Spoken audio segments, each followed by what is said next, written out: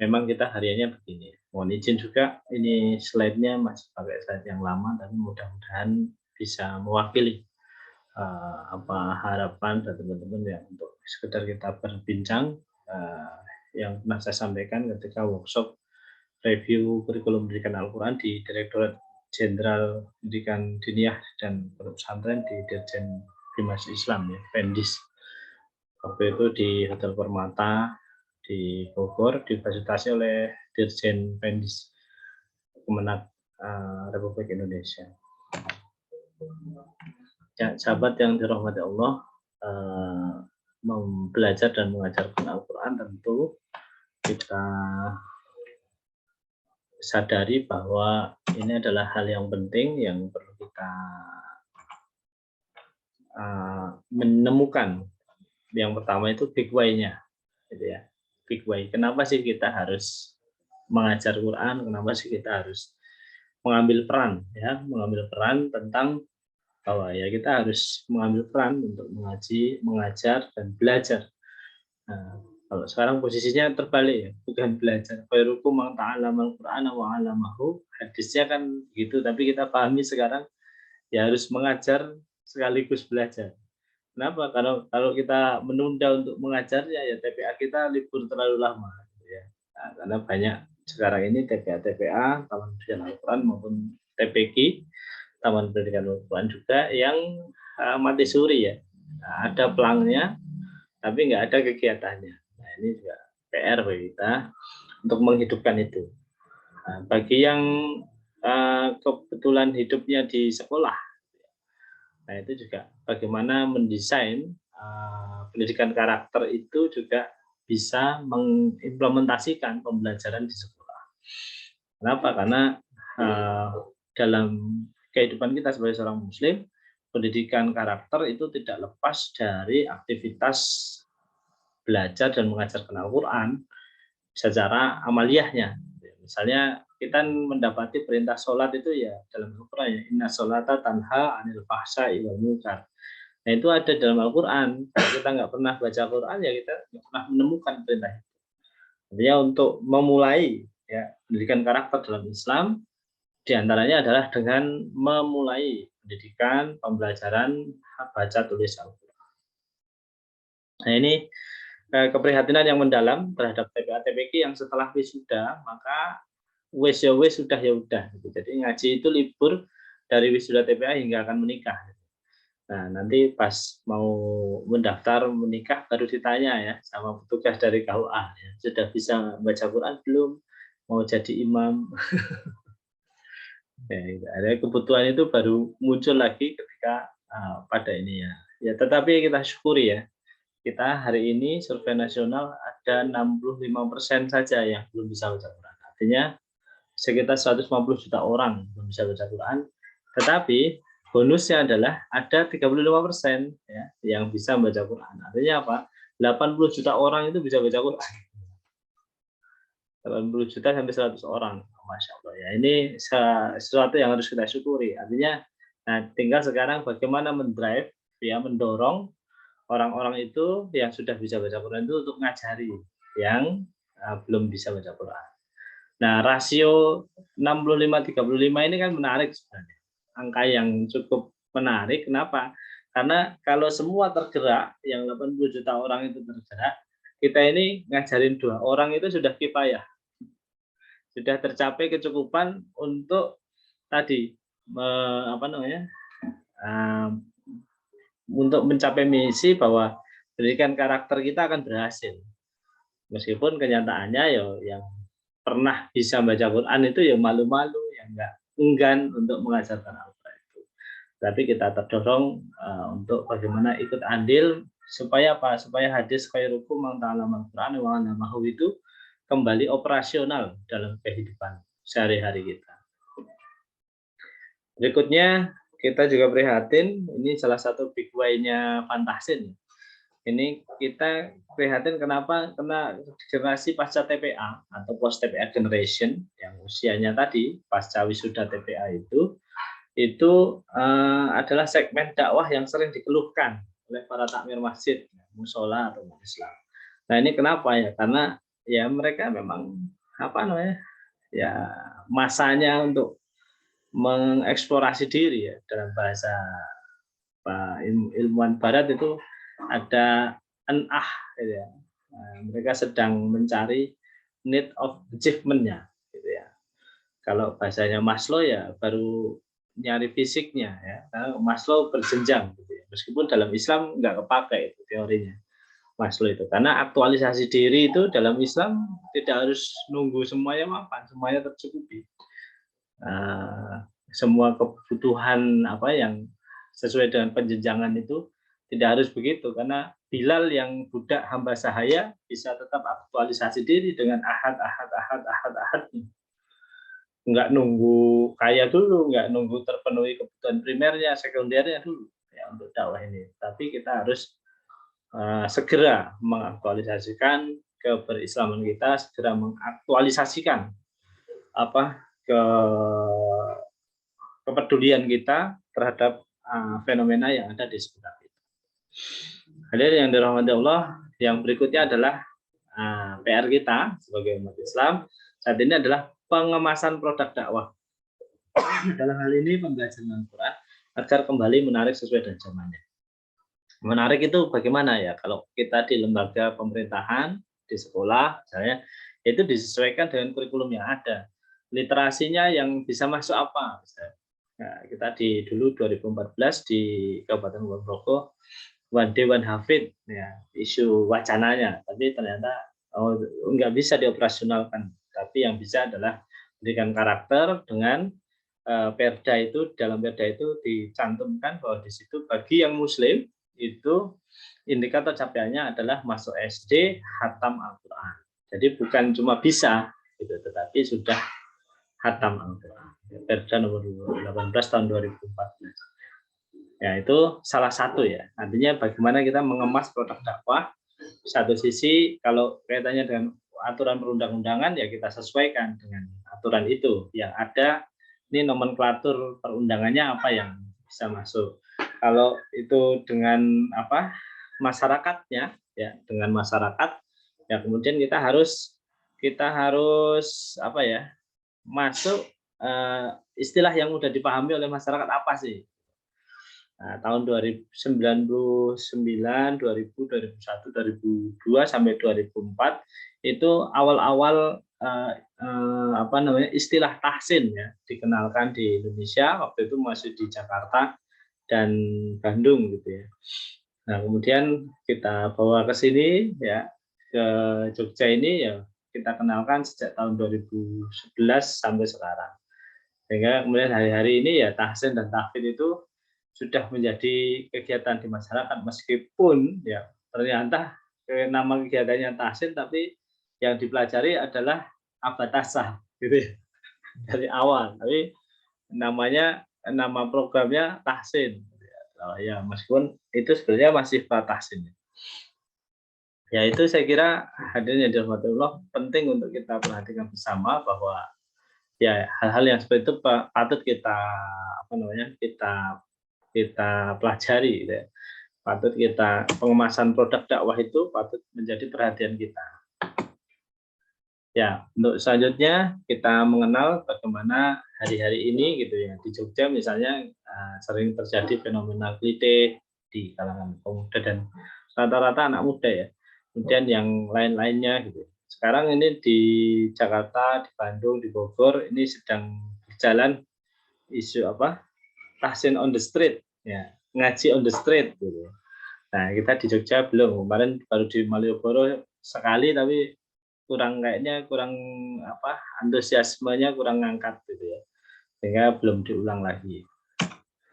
Nah ini kaitannya dengan perundang-undangan juga bagaimana pemerintah di satu sisi menyadari bahwa hari ini generasi muda kita itu dewasa secara fisik lebih awal daripada dewasa psikososialnya.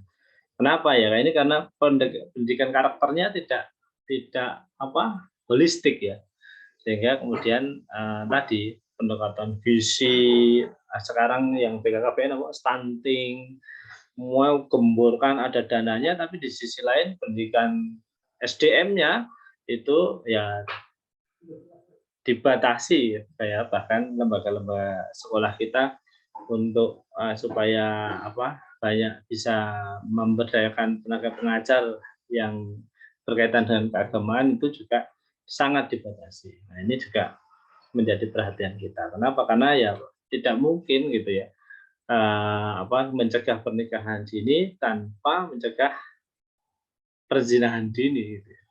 Nah, dua-duanya harus kita lakukan secara sinergis dan sekali lagi ujung tombaknya adalah diniyahnya agamanya. Psikososial itu perlu kita bangun karakternya, gitu ya. Nah, hadirin yang dirahmati Allah, kita juga menghadapi gempuran ya di abad milenial ini, kemudian di mana konsumsi kehidupan kita tidak pernah lekat dari internet, gitu ya. Sehingga dampaknya apa? Sekarang para orang tua itu banyak yang putus asa karena anak-anak mudanya banyak yang tidak mau ke sawah. Ya, nanti para orang tua itu sering curhat, paling siswa anakku nek wis aku mati paling ya lek didol Mas, lumayan. Kenapa? Saya gitu ya, tau ngalas gitu. Gitu. Sehingga ada khawatiran seperti itu. Nah, ini mari kita jawab bagaimana sekarang juga sedang digalakkan ya dengan teman-teman yang lain, bagaimana petani milenial, gitu, petani muda milenial yang mereka kerja dengan hitungan-hitungan tertentu, profitable dan sebagainya, masuk secara hitung-hitungan bulannya. Ya, hadirin yang dirahmati Allah, teknik pembelajaran Al-Quran itu sebenarnya sama ya. Al-Qur'annya sudah jelas ya menjadi bagian dari concern kita bahwa Al-Qur'an ini untuk semua rahmatan lil alamin. Tetapi kadang-kadang rahmatan lil alaminnya ini nggak menarik gitu. Kenapa? Karena cara menyampaikannya dengan kasar atau cara menyampaikannya monoton atau cara menyampaikannya ya asal ada gitu ya. Nah, maka kemudian yang berikutnya, prinsip yang kedua adalah at-thariqatu ahammu minal madah. Metode lebih penting daripada kontennya. Nah, ini penting. Jadi ketika kita ngajar hanya suara tok, ya, baik anak-anak atau adik-adik atau teman-teman, kita akan belajar hari ini akan belajar mat. Gitu. Nanti materi yang akan kita sampaikan itu akan dibawa pulang oleh adik-adik santri kita, teman-teman ngaji kita itu kira-kira 17% dengan suara yang datar-datar saja gitu. Tapi kalau kita bersemangat, ya teman-teman, hari ini kita akan belajar apa? Kita akan belajar tentang hukum mat. Kita akan belajar tentang urgensi belajar dan mengajarkan akhlak. Nah, itu teman-teman kita akan bawa pulang 17 tambah 38. Ada suaranya, ada intonasinya. Maka dia akan bawa pulang berapa? 55%. Nah, kalau kita dengan gerakan, ya, tambah dengan gerakan, maka teman-teman akan bawa pulang berapa? 100%. Artinya ada 17, suaranya pasti ada, intonasinya, ya, dengan berbagai emosional, ya, kalau bahasa media sosmednya dengan meme yang menarik. Gitu. Kemudian ada gerakannya, ya, jadi ada gerakannya. Nah, kita ada bahkan di kalangan muda pun sekarang yang memfasilitasi gerakan ya di TikTok itu kan meskipun cuma 15-30 detik tapi ada gerakannya, tunjuk sana tunjuk sini gitu ya, yang menampilkan bahwa itu ada motion sehingga orang terkesan dengan motion itu. Berikutnya itulah yang disebut sebagai powerful communication. Rasulullah itu kalau ngajarin sesuatu, misalnya tentang hadis la yurham ma la yurham wa la yurham. Ma la yurham wa la yarham. Iya, Pak, hadisnya. Ya, tidak akan disayangi orang yang tidak menyayangi. Berkaitan hal ini kan Rasulullah ada gerakan dulu. Meraih siapa? Sayyidina Hasan Husain, menciumnya. Ini ada orang yang melihat gitu ya. Ada orang ini kamu mencium anakmu gitu. Nah, gitu ya. Saya ada 10 anak, nggak pernah satu pun yang tak cium. Kemudian muncul hadis itu. Artinya kadang-kadang gerakan dulu, ada motion dulu, baru kemudian ditanggapi. Bagaimana juga Rasulullah SAW ketika misalnya sholat, sujudnya lama karena punggungnya diduduki oleh Husain. Oleh Hasan, oleh Husain gitu ya. Sujudnya lama. Kenapa? Akhir sholat kemudian kembali dan ditanya oleh sahabat, ya Rasul, kenapa engkau tadi duduknya sujudnya lama sekali? Ya karena aku ingin jangan sampai sholat ini menjadi beban bagi umat yang lain, bagi anak-anak cucu kita. Jadi mereka diajak ke masjid di situ dan mereka menikmati ya karena boleh gitu ya sholat bersama dengan ini. Dan ketika memang belum balik, belum mumayyiz, maka mereka juga masih dunianya sesuai dengan dunianya yaitu bermain, gitu ya. Termasuk bermain di punggung Rasulullah Shallallahu Alaihi Wasallam bagi cucu beliau. Ya itulah hadirin yang dirahmati Allah, banyak hal-hal yang memang keteladanan atau gerakan ini penting ya. Karena itu nanti dalam Fantasin belajar dan mengajar Al-Quran itu juga melibatkan banyak gerakan. Nah, alhamdulillah guru kita Ustaz Yudi Imana sudah merancang ya metode ini memang mengkombinasikan antara suara, intonasi dan gerakan. Meskipun ya ada orang-orang yang belum pernah belajar Fantasin tapi sudah fun gitu ngajarnya gitu ya. Tapi ada yang sudah belajar Fantasin ini ya belum fun juga gitu. Kenapa? Karena tidak mengamalkan ini kombinasi antara suara, intonasi dan gerakan. Ya ini ada contoh ya masa lalu kita ya. Nah, ini Masya Allah. Itu zaman saya masih kurus ya, alhamdulillah. Jadi ini agak berisi ini action saja sebenarnya. Ya. Kita lanjutkan. Nah, ke powerful communication tadi kita terjemahkan dalam imagine. Ilatemuni atau lantang suaranya, awak gerak ya, motion proaktif tadi keteladanan, ikhlas nampane ya, positive thinking, ikhlas, ridho, karena kita hadir di sini kalau panjenengan tidak ridho ya akan menjadi blok mental sehingga ilmu itu susah masuk gitu ya.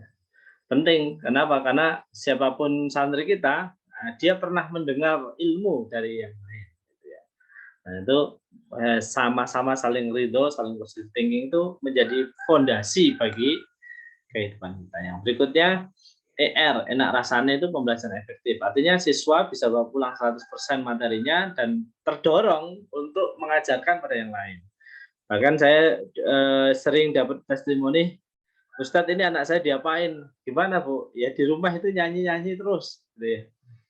Alif setelah fathah, ya sukun setelah kasroh, oh sukun setelah doma, pada berdiri, kasroh berdiri, doma terbalik di ayun harokat. Nah itu sampai ya bagus kan, daripada dulu nyanyinya nama Iwak Bayak gitu misalnya.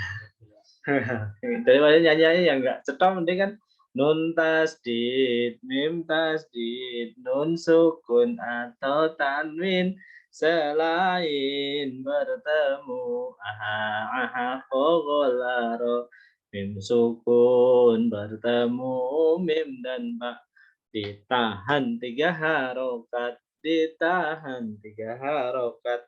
Nah itu ya mending lah nyanyi yang begitu daripada nyanyinya yang enggak jelas gitu. Nah, sekarang lagi musim wongkong ini gitu ya. Nah, ini juga ya, bagaimana wongkong ini itu menjadi diasosiasikan ya. Wongkong ini kok sregep ngaji nih gitu ya. Ya mesti swarga gitu ya. Nah, ini perlu kita ya, kita perlu kreativitas bagaimana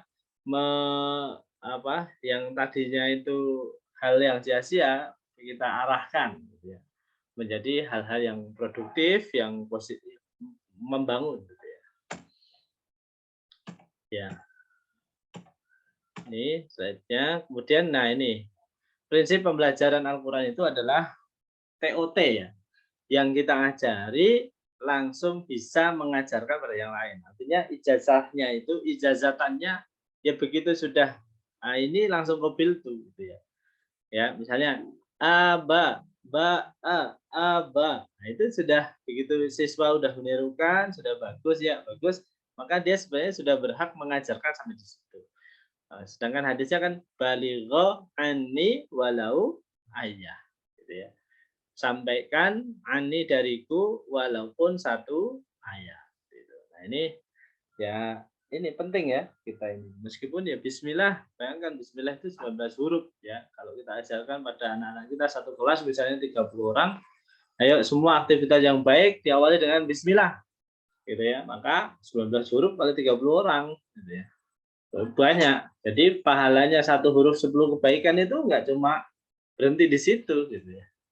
Nah itu, maka ini juga bagian ya yang menjadi semangat kita. Ternyata pulaan kebaikan itu ya paling mudah lewat Al-Quran ini. Gitu ya. Ketika kita mengajarkan misalnya shadaqallahul adzim, ditanamkan betul kepada siswa bahwa shadaqah, kita membenarkan Allah yang Maha Agung.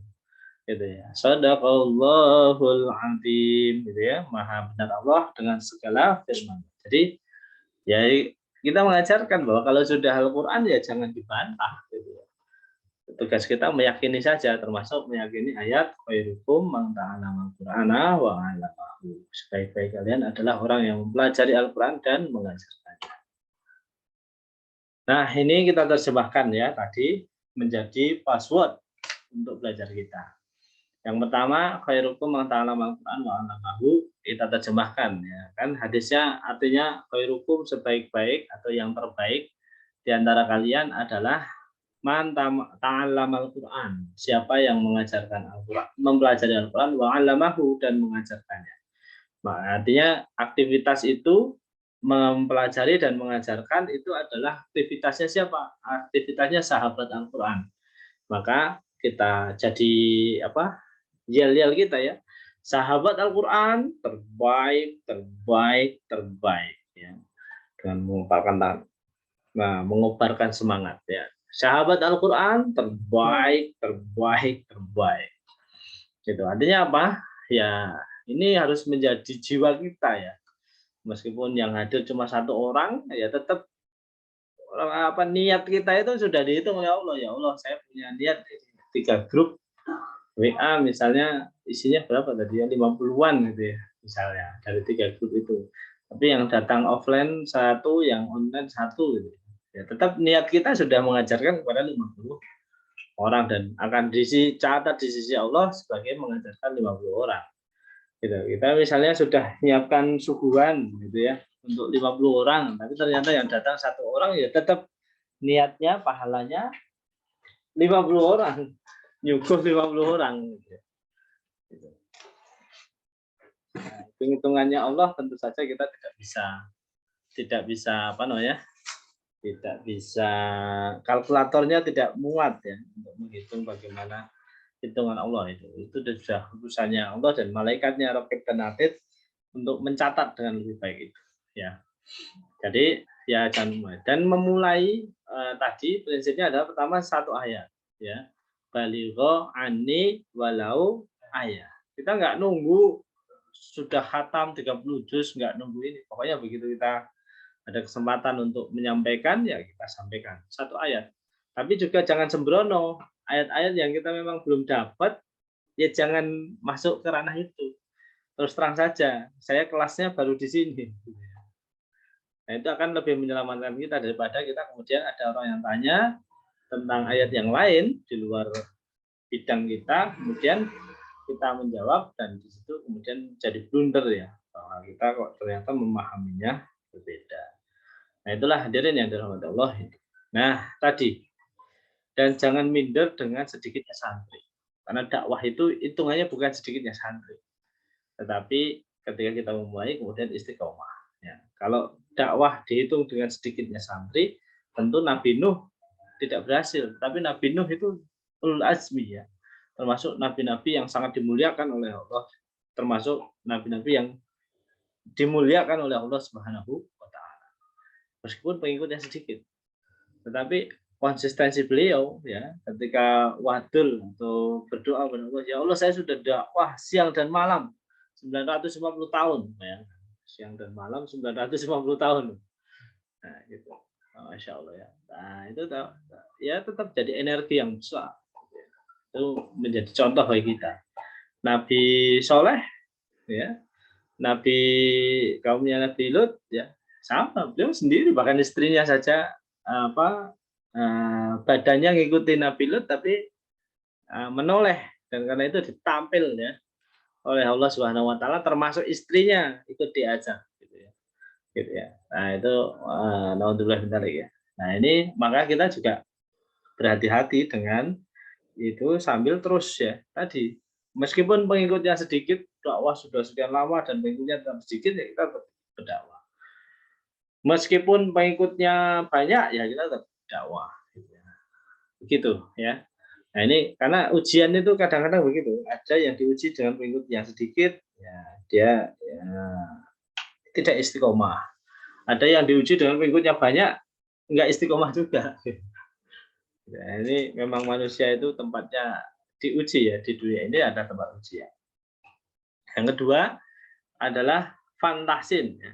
Fantasin, kalau dulu ngaji itu asik. Gitu ya. Nah, sekarang kita geser menjadi makin ngaji, makin asik. Makin ngaji, makin asik. Ya. Ini fantasin itu adalah tadi tahsin yang fun. Ya. Jadi bagaimana kita menghadirkan suasana yang makin ngaji itu makin asik. Sedapat mungkin. Kalau kita mau mengajarkan sesuatu, kita tetap belajar dulu.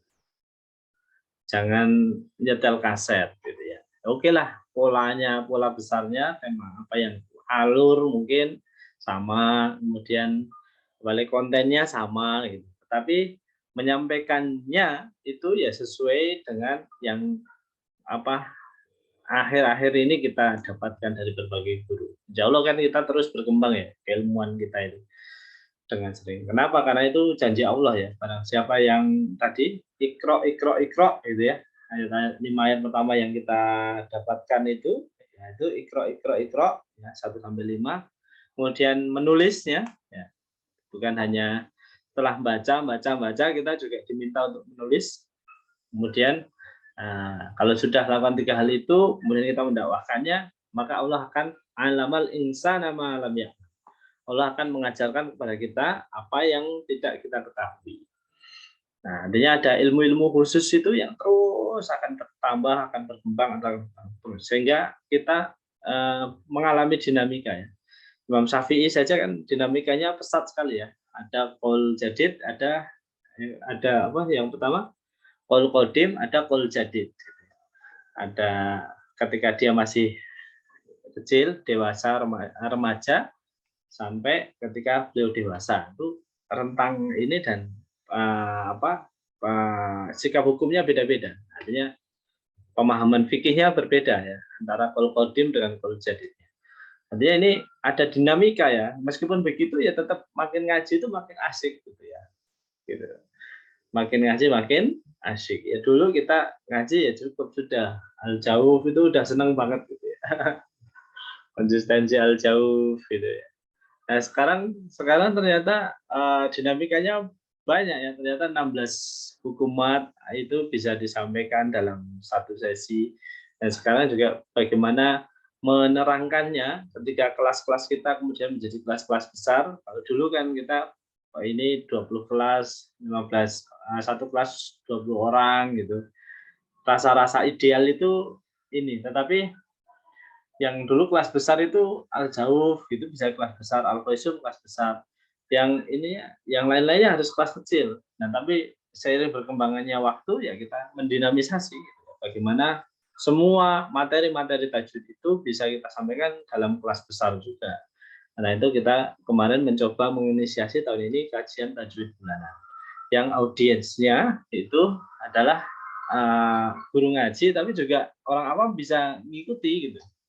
Didesain bagaimana orang awam juga bisa mengikuti kajian-kajian dengan kelas besar seperti itu dan ya Allah alam gitu ya.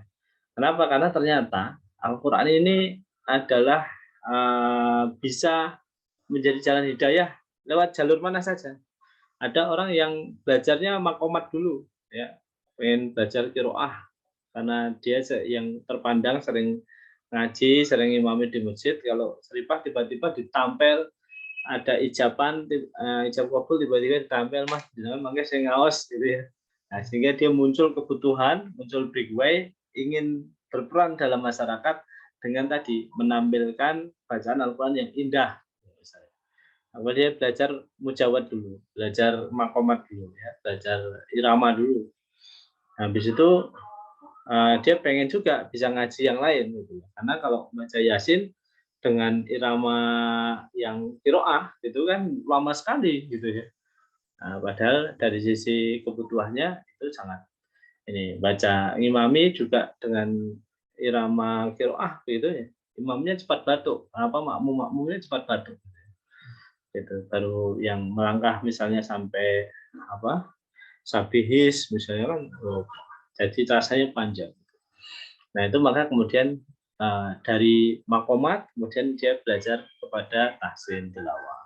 Ada yang memang sejak awal belajarnya dari pratahsin, abatasa, kemudian tahsin, kemudian baru belajar makomat. Itu ya dinamikanya macam-macam. Karena itu balighoni walau ayah itu sesuai dengan kapasitas kita masing-masing. Kita ngajarkan nanti kita ketemu ya, akan ditemukan oleh Allah Subhanahu wa taala. Ada yang belajar tahsin karena pengen menghafal.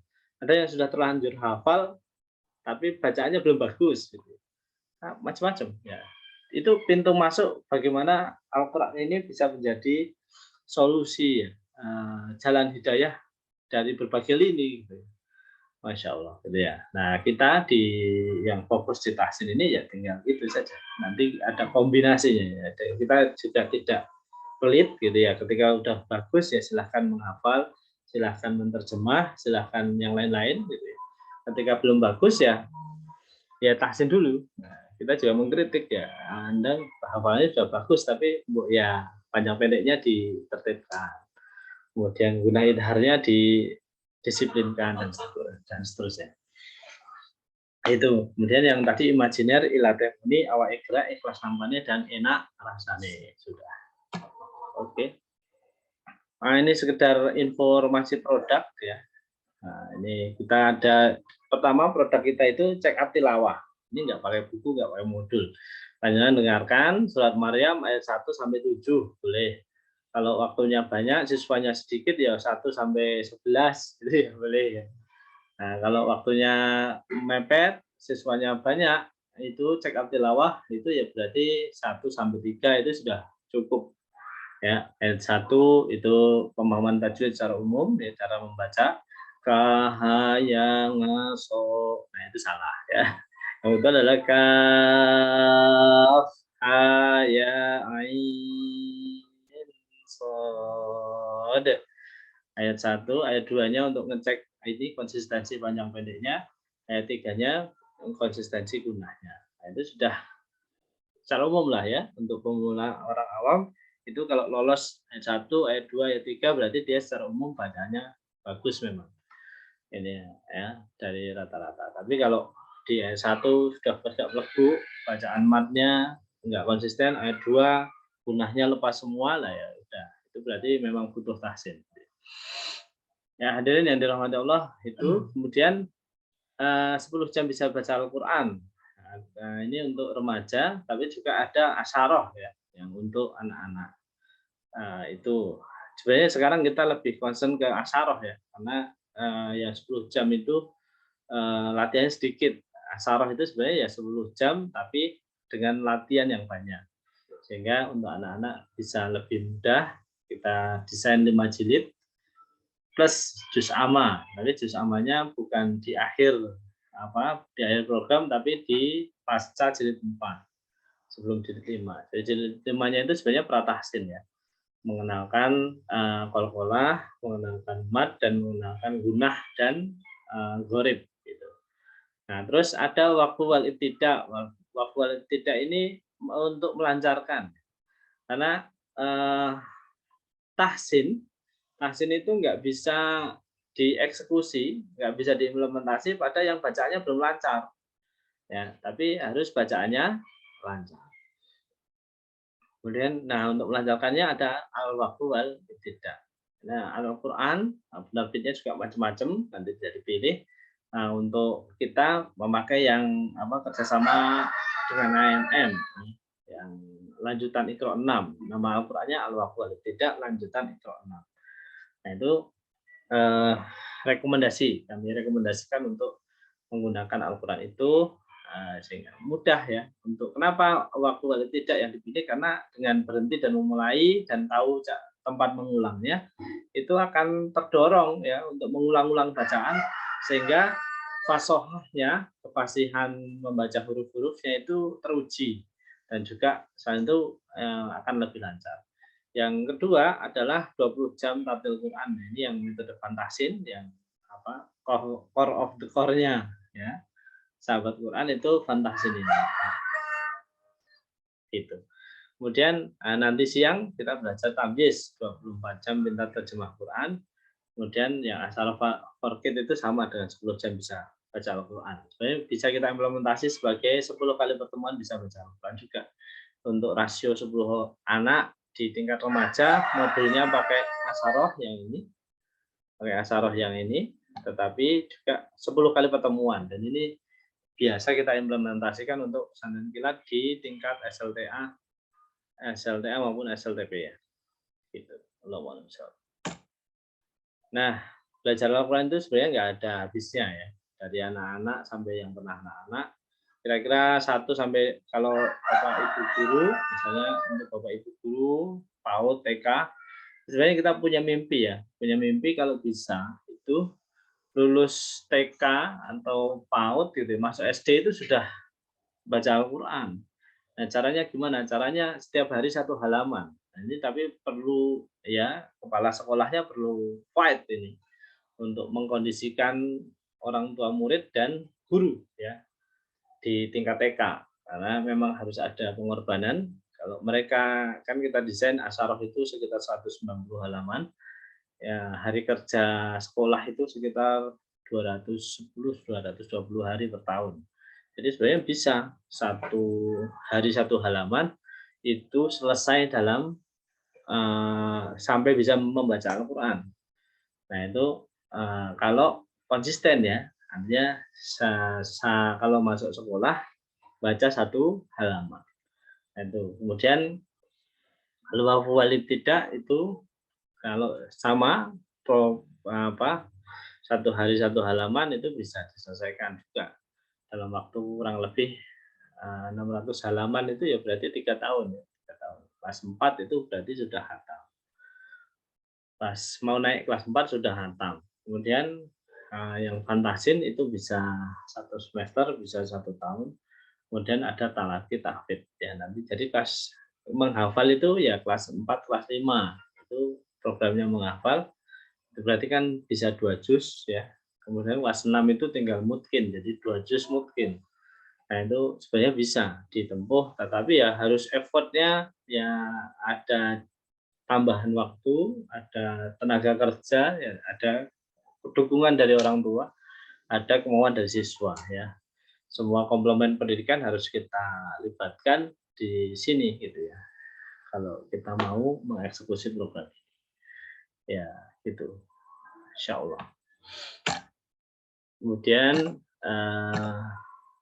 nah ini penting bahwa kita ingin ya kita semuanya belajar Al-Quran itu memiliki tujuan yang mulia ya, yaitu tujuannya apa? Al-Quran sebagai thariqah, sebagai metode untuk mendekatkan diri kepada Allah Subhanahu wa taala.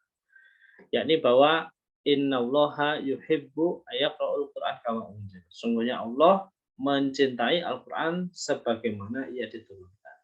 Jadi Al-Quran ini, belajar Al-Quran, mempelajari dan mengajarkan Al-Quran itu thariqah, jalan. Ini adalah wirid, ya, amalan utama yang bisa menjadi amalan utama. Jadi wirid itu bukan hanya zikir yang banyak, istighfar 10.000 kali, kemudian sholat malam, ya, 1000 rakaat, bukan. Tetapi belajar dan mengajarkan Al-Quran ini wirid. Gitu ya. Ini juga kita memahaminya sahabat Quran sebagai wirid. Ya. Wirid dalam rangka mendekatkan diri kepada Allah Subhanahu wa taala. Sebabnya ada hadis dari Ibnu Huzaimah ini. Innallaha yuhibbu ayyaqra'ul Qur'an kama unzil. Sesungguhnya Allah mencintai Al-Qur'an dibaca sebagaimana ia diturunkan. Maka ikhtiar kita untuk supaya Al-Qur'an ini dibaca oleh sebanyak mungkin umat Islam di seluruh dunia itu adalah wirid juga. Gitu. Sehingga di hadis qudsi yang lain gitu ya. Rasulullah SAW mengabarkan bahwa Allah bersabda, barang siapa yang saking sibuknya beraktivitas dengan Al-Quran, kemudian dia tidak sempat berdoa, maka Allah akan memberikan sesuatu yang lebih utama daripada orang yang berdoa dan doanya dikabulkan. Dan seumpama, gitu ya, seumpama Al-Quran itu dibandingkan dengan perkataan yang lain adalah seumpama Allah dibandingkan dengan makhluknya, masya Allah. Jadi tinggi sekali ya derajat sahabat Quran itu. Ya, orang yang mempelajari dan mengajar Al-Quran itu luar biasa di sisi Allah Subhanahu Wa Taala. Ya. Jadi dia luar biasa sampai nggak sempat doa gitu. Artinya waktunya habis untuk belajar dan mengajar Al-Quran. Itu maka ya Allah akan berikan sesuatu yang lebih utama dari orang yang berdoa dan doanya dikabulkan. Masya Allah. Nah ini, nah ini tuntutan juga bagi orang yang sudah mengajar Al-Quran, maka jangan lupa ini juga harus tetap membaca Al-Quran untuk diri sendiri. Jangan menggantungkan bacaannya, target bacaan Al-Qurannya kepada setoran dari santrinya. Gitu ya. Meskipun ya bisa juga ya. Para santri, wah aku baca Qurannya sehari sudah 1 juz. Kenapa lah? Pagi misalnya nerima setoran 8 halaman, siang 8 halaman, terus sore 8 halaman, udah 24 halaman. Itu kan sudah setara 1 juz. 1 juz kan hanya 20 halaman. Meskipun begitu ya hitung-hitungan kita boleh, tapi secara secara hakikatnya dan secara syariatnya kita tetap dituntut untuk menghatamkan Al-Quran sekali dalam sebulan. Hatta kita juga menerima setoran. Nah ini juga penting ya. Kenapa? Karena ya yang bisa mencas diri kita itu ya kita sendiri. Makanya ayatnya kan Iqra'ul Quran ya'ti fi yaumil qiyamati syafi'an li ashabihi. Nah, kita menjadi sahabat Quran itu ya kita mau membacanya juga. Bukan hanya mau nerima setorannya. Allahu a'lam. Nah, ini menjadi pengingat-ingat kita ya. Membacanya boleh dalam sholat, boleh juga di luar sholat. Mungkin karena kita sudah kehabisan waktu untuk membaca di luar sholat ya pas sambil sholat malam, sambil sholat duha kita bacain Al-Qur'annya yang panjang. 1 juznya boleh ya dalam sholat kita, boleh juga di luar sholat kita. Nah ini tadi hadisnya sudah kita bahas panjang dan lebar. Kenapa sih kita ingin menjadi sahabat Al-Quran? Kenapa sih penting bagi kita untuk mengambil peran ini, mempelajari Al-Quran dan mengajarkannya? Khairukum man ta'allama Al-Quran wa 'allama. Ini keutamaan tahsin tilawah Al-Quran yaitu orang yang al-mahir bil Quran ma'a safaratul kiramin bararah alladzi yatata'ta bahwa ajroni. Ya. Ini kemudian yang di hadis yang lain tama qaumin fi baiti min buyutillah nazalat alaihi yatluna kitaballah wa tadarisunahu nazalat alaihim sakinah wa khaffatumur rahmah wa ghasyatumul malaikah wa dzakarallahu fi man indah. Orang fadilah ya memperbanyak bacaan Al-Qur'an di dunia ini adalah pertama hidup kita tentram. Nazalat alaihim sakinah, yang kedua mudah bahagia. Karena bahagia itu karena rahmat dari Allah Subhanahu wa taala. Kemudian dibersamai oleh para malaikat. Ya, artinya kita aman ya. Nah, dalam Al-Qur'an itu kan alladzi at'amahum min ju'i wa amanahum min khauf. Kenapa kita merasa aman? Karena dibersamai oleh para malaikat. Nah, ini mungkin juga sudah mulai dirasakan ya oleh para sahabat Quran, di mana orang-orang yang senantiasa terlibat di dalam belajar dan mengajarkan Al-Quran itu kayaknya gitu ya, salah satu penjagaannya dari Allah SWT itu adalah ketika kita mau ada niat jelek, niat maksiat itu sering gagalnya. Ini penting. Jadi keuntungan menjadi ahli Quran itu ya saya ketika kita niat maksiat terbersit hati kita untuk bermaksiat itu ada gagalnya, sering gagalnya. Tapi kalau kita punya niat baik, terbersit untuk niat baik, itu dilalah itu jalannya lapang, mudah untuk mengeksekusi amal baik yang sudah kita niatkan.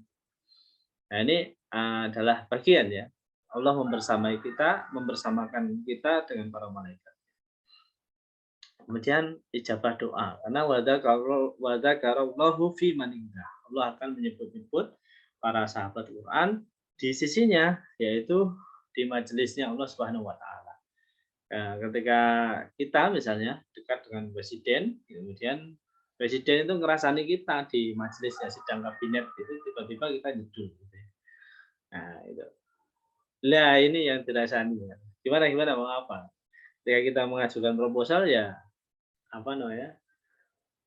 Relatif lah ya. Kita proposal kita itu akan di-ACC oleh Allah Subhanahu wa taala. Apalagi proposalnya proposal ketaatan, bukan proposal maksiat gitu. Dan saya percaya para sahabat Quran kalau mengajukan doa permohonan itu ya yang baik-baik pada Allah Subhanahu wa taala. Ya Allah, bukakan jalan hidayah. Ini mau ngaji santri saya jadikan dia istiqomah. Kemudian ya Allah, saya belum umroh, belum haji. Ya Allah, saya belum anak keturunan saya yang belum sholat, mudahkan untuk bisa dapat hidayah, bisa sholat, mudahkan jadi penghafal Quran. Terus gitu. Yakin saya husnudon para sahabat Quran tentu doanya baik-baik gitu ya. Gitu ya. Nah, terus gitu, ya Allah di sini kok nggak ada muadzinnya gitu ya, karena sering rangkap jabatan ya. Ya muadzin, ya imam, ya makmum gitu ya. Nah, itu pasti doanya baik-baik gitu ketika mengamali dakwah.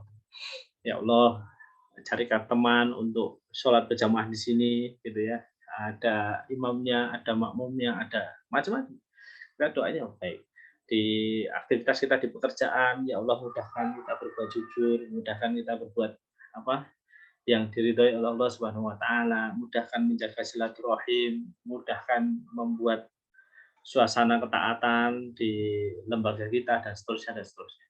Pasti doanya baik-baik karena itu wadzakarallahu fi man indah. Allah nggak sungkan-sungkan memberikan. Dan kita memang lagi dibangga-banggakan lagi diijabah doanya oleh Allah Subhanahu wa taala. Nah, kita sudah paham ya bagaimana ayat ini harus menjadi jiwa kita. Walaqad yassarnal Qur'ana lidzikr fahal mim mudzakir. Dan sungguh-sungguh telah kami mudahkan Al-Qur'an sebagai pelajaran bagimu. Ya, maka ya siapa yang mau mengambilnya sebagai pelajaran. Allah itu memerintahkan kepada kita yang mau ya, bukan yang mampu. Mampunya sudah dibuat oleh Allah Subhanahu wa taala. Jadi janji Allah ini harus kita yakini ya, harus kita imani gitu ya. Dan ini harus menjadi energi kita. Wah, kok mulang ning kono kok ana murid sisi susah apa ya? Gitu ya. Nah, kok nggak jalan-jalan gimana ya? Gitu. Nah, ini harus menjadi jiwa kita. Meskipun nanti ada remnya ya. Kalau ini kan ayat gas ini. Ayat gas supaya kita semangat ya. Supaya kita semangat untuk mengajar Quran. Nanti ada remnya. Saya kasih bocoran, remnya ada di surat Al-Qiyamah. Wala tuharik bihi lisanaka litajala bihi. Hai Muhammad, kamu jangan komit-komit untuk segera menghafalnya. Inna jama'ahu Qur'an. Sungguhnya pada tanggung jawab kamilah Allah untuk mengumpulkan Al-Quran di dalam dadamu dan membacakannya. Gitu ya. Jadi ya meskipun kita sudah menempuh semua metode yang ada di muka bumi ini untuk mengajarkan Al-Quran pada sebulan, kalau Allah belum berkenan, ya belum bisa. Gitu ya. Gitu. Nah, termasuk juga teguran ini disampaikan pertama kali kepada Kanjeng Nabi Muhammad SAW. Di mana beliau ketika malaikat Jibril mewahyukan pada saat itu kemudian beliau komat kamit itu karena pengen dan hafal. Padahal memang tugasnya itu membangun ya adab kepada guru itu ya biar guru ngomong apa dulu diselesaikan kemudian nanti baru baru kita mengulangnya ya. Mengulangnya kalau talaki kan begitu ya didiktekan dulu dicamkan perhatikan kemudian kita ulang perkataannya apakah sudah sesuai atau belum. Wallahu a'lam bishawab. Ya saya kira itu sahabat yang dirahmati Allah. Sudah 50 menit kita tidak terasa ya berbincang-bincang. Di studio ada Mas Ibnu Ibnu Fajar. Jadi lahirnya di menjelang subuh. Dan di dari Gunung Kidul ada Ibu Wiwi Sustiwi. Ya, mungkin bisa kita lanjutkan dengan bincang-bincang kami persilakan. Monggo Mas Ibnu kalau ada yang mau disampaikan.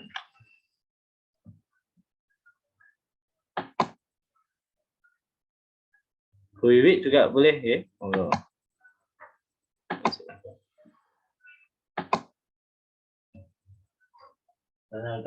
Silakan. Kadang kita kan sebagai manusia biasa, namanya iman itu kan naik turun. Al imanu yazidu wa yanqus. Nah itu ya mungkin kadang kita semangat pengen ngajar atau semangat baca Al-Quran, tapi di sisi lain ketika kita berhadapan dengan ya istri ataupun apa teman-teman, ya, malah kita terpengaruh gitu, bahkan bisa sampai melakukan hal-hal yang yang kurang baik lah. Nah itu untuk istiqomahnya tuh gimana tuh biar bisa istiqomah itu kalau Sayyidina Ali dan ini sering kita dengar itu merumuskan namanya tombo hati. Tombo hati itu ya seperti itu. Ya kita baca Quran ya sak maknane nantinya kita dalami, kita kaji lebih dalam. Sehingga Al-Quran itu tidak hanya di mulut, ya. Maksudnya ini juga makna lain dari hadis tentang di akhir zaman nanti akan banyak Al-Quran itu tidak sampai kerongkongan. Artinya orang pintar baca Quran, pintar ceramah, tapi ya sampai di sini saja. Padahal Al-Quran itu sebenarnya kan bukan wilayah leher ke atas, tapi Al-Quran itu kan wilayah dada. Nah, kalau kita mengkaji surat Al-Qiyamah itu nanti ada perintah untuk mengikutinya. Nanti mengikuti itu setelah tadi wala tuharifihi lisanaka wa lita'jalabi inna jamahu al-Qur'ana, nanti ada wattabi'hu ya, untuk mengikuti dari Al-Qur'an itu. Mengikuti itu termasuk amaliyahnya. Ya, itu utama. Jadi kita mestinya ya ada forum, ada apa mengagendakan untuk mengkaji dalamnya Al-Qur'an. Gitu. Jangan kajiannya semuanya membaca. Ya mungkin sebulan sekali, mungkin 8 sekali, mungkin apa namanya seminggu sekali, ya tergantung ada forumnya. Dan juga tidak harus kita yang jadi narasumber. Bisa jadi kita ikut ngaji pada ini kajiannya isi tentang konten dari Al-Quran itu. Gitu. Karena kalau membaca sendiri itu insya Allah benar semua. Dan tidak terasa nanti ada syaitan, ada nafsu yang kemudian kita apa namanya tidak bisa mengontrolnya, gitu ya. Tetap kita harus ya ngaji gitu ya. Dan ada kajian itu isinya bagiannya adalah bukan hanya yatlu nah kita Allah, tapi juga wata dari sunnah. Mengkajinya itu baca tombati itu kan mau Quran sak maknane gitu ya. Nah, itu makna yang sangat luas. Yang kedua apa Mas? Tombati kalau sak maknane dikir wengi enggang suwe. Nah, ini juga penting ya, kita perlu mujahadah. Zikir malam itu zikro itu bisa makna zikir itu kan bisa zikir dalam arti sebenarnya wirid ya, wirid. Bisa juga zikro dalam Al-Qur'an itu juga bermakna sholat. Gitu ya. Sholat dengan bahasa al-zikr gitu juga ada. Zikir juga bermakna Al-Qur'an lagi gitu ya. Termasuk di dalam surat Al-Qamar itu kan laqad yassarna al-Qur'ana lidzikr gitu ya. Zikir itu ya Al-Qur'an itu. Artinya bisa wirid ya, tasbih, tahmid, istighfar, la haula wala quwwata illa billah, atau apa doa-doa yang diajarkan Rasulullah, doa-doa yang ada Al-Qur'an juga boleh. Bisa juga zikirnya sholat ya, paling enggak 2 rakaat 1 witir, atau kalau seperti Utsman ya cukup 1 rakaat setiap malam. Witir saja tapi sekali khatam. Gitu. Nah, itu juga bisa ya. Nah, ini dikir wengi ingkang suwe. Kemudian sholat wengi lakon. Nah, ini penting ya.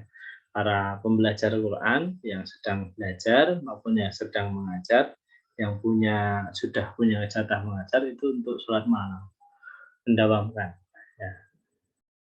Nah, ini penting karena yang masyhuda, jadi yang disaksikan para malaikat itu ya pas sholat malam. Nah, ini minimal ini 3, 1, 2, 3. Terus yang keempat apa? Wong soleh kumpulono. Kita perlu komunitas, Pak. Perlu komunitas yang di komunitas itu kita benar-benar bisa watawasau bil haq, watawasau bis sabr. Ketika komunitas itu nggak ada ya berarti kita akan mudah oleng gitu ya. Gitu. Terus yang terakhir apa? Maca Quran sak manane, dzikir wengi kang suwe, salat wengi lakonono, wong kang saleh kumulono, puasa. Dan puasa itu ya lebih mudah menahan diri. Ya, tidak mudah tergoda oleh godaan-godaan dunia. Karena orang dan juga terhindar dari balak ya. Nah, saya punya pengalaman dulu waktu masih kerja di lembaga keuangan, itu saya tuh kalau nagih itu pas Senin sama Kamis. Pas lagi puasa. Kenapa? Karena apa? Ya Allah alam. Itu untuk penjagaan Allah Subhanahu wa taala. Sering dalam minuman tuh ada sihirnya. Dalam makanannya ada sihirnya. Sehingga harusnya kita nagih ya ini dan paling objektif itu memang saat kita puasa untuk menilai sesuatu apalagi berkaitan dengan karakter seseorang ya yang lawan bicara itu. Gitu. Mau marah niat ya, marahin karyawan, mau memperingati karyawan ya. Nah, itu pas poso. Gitu ya. Karena di situ kita lebih objektif ya. Artinya ketika puasa kondisi kita ideal, tidak lapar dan tidak kenyang. Kan kalau kita lagi nggak puasa, itu kadang-kadang jam 10, jam segini ini kelaparan. Ya. Tapi kalau puasa ya biasa aja. Nah, mungkin lemes ya. Nah itu. Jadi 5 hal tadi yaitu ya mestinya semuanya. Kalau bisa kita mampu kan ya semuanya. Artinya paling enggak misalnya untuk latihan ya dalam sebulan itu ada maca Quran sak maknane, ada itu. Nanti kalau udah sebulan bisa jalan semuanya, nah bisa ya seminggu. Dalam seminggu itu 5 aspek itu kita jalankan semua. Nah, syukur anu ya harian ya. Tapi puasa ya sehari puasa sehari buka maksimalnya. Gitu. Tapi latihan awalnya mungin sebulan tuh pokoknya mau tambah hati itu kita jalankan semua latihannya. Itu ada tujuannya enggak? Misalkan dia tuh saya juga pernah dapat sih misalkan 40 hari melakukan jalan, coba jangan tinggal jamaah takbiratul ihramnya. Pahalanya seperti haji. Itu hadis sahih itu. Itu yang dan yang sholat subuh sampai suruk ya? Bukan. 40 hari tidak ketinggalan takbir itu seperti pahala haji. Berarti boleh ya itu dilakukan ya? Misalkan boleh, ada dalil. Gitu. Dan tombol hati ini kan dari Sayyidina Ali. Meskipun kita dapat yang di Jawa ini jadi dari Sunan Kalijogo, ada yang dari Bonang gitu.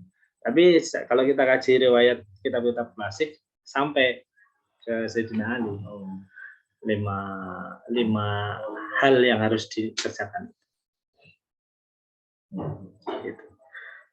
Nah itu penting ya, kita ya paling enggak itulah yang populer gitu ya. Ada amalan-amalan populer itu kita bisa sebagai wirid kita. Ya paling enggak tadi latihannya ya sebulan sekali lah melakukan kelima-limanya. Ya bisa itu. Terus sudah bisa sebulan sekali meningkat jadi seminggu sekali. Kelima amal itu kita laksanakan. Ya pokoknya dalam seminggu itu Dewi ngamal ke 5 nih. Artinya ya seminggu itu ada baca Quran dengan maknanya.